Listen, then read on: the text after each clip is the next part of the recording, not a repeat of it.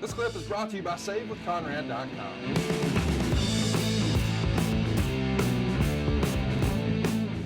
So we know that the Observer is going to speculate that Ted DiBiase is going to get a renewed push as a manager. Meltzer would say the return of the $1 million belt will be going to a newcomer. And he has an interesting quote. When people used to say that Austin was going to be the next Flair, I always disagreed and thought he was more likely to be the next Ted DiBiase. Well, he exceeded both of those. And we know that ultimately he's going to become one of the best promos in the business. And maybe you had an inclination of that if you watched him in ECW. But when he comes in and he's paired with Ted DiBiase as the mouthpiece, clearly Vince thought he needed that. But is this more of a case of we got to find something for Ted and we're not sure what we can do with this marketable black boots, black trunks, the same narrative that Eric Bischoff had pushed, plain black this, plain black that.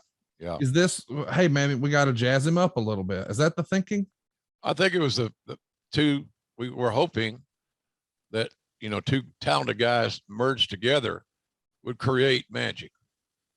Ted DiBiase's got a great mind for the business. He's loaded with integrity and character.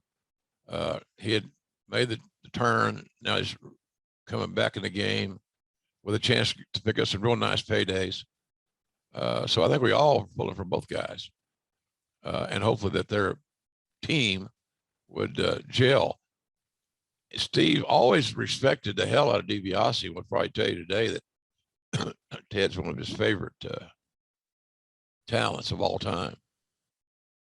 And because Steve grew up watching Mid-South Wrestling out of the station there in South Texas. And so he was a Mid-South guy. Now you watch Houston wrestling. Everybody watched Houston wrestling in that part of the world. But he was and Mid-South was a big part of Houston wrestling for a good while. So he was a mark for DiBiase, like a lot of us were. And I was there learning my craft, same as everybody else in that era, at the guidance of Bill Watts. So Steve always was when he and I were going to trip and we just shoot the shit, Conrad, a lot of that was just talking about Mid-South, even though we're both in WWE.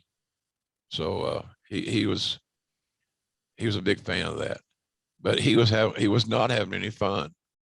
He got a little taste of the success and the accolades and the promo time and the bookings and the TV exposure, but he wasn't having any fun. And so that was a smart move by Vince. You got to move Teddy somewhere else and let Austin go on his own. And that's why we were having those conversations about him being a babyface that he cussed me out about. As if being paired with DiBiase wasn't enough, we're also going to bring back the Brother Love Show on Monday Night Raw, January 8th, 1996. No, this is not 1990. It's 1996. And this is the debut of Steve Austin as the ringmaster. Do you remember meeting with Austin? I mean, did he come into the office? Do you have a sit down with him before he comes out here and makes this debut on TV? Well, yeah, we talked all the time, but probably about every day.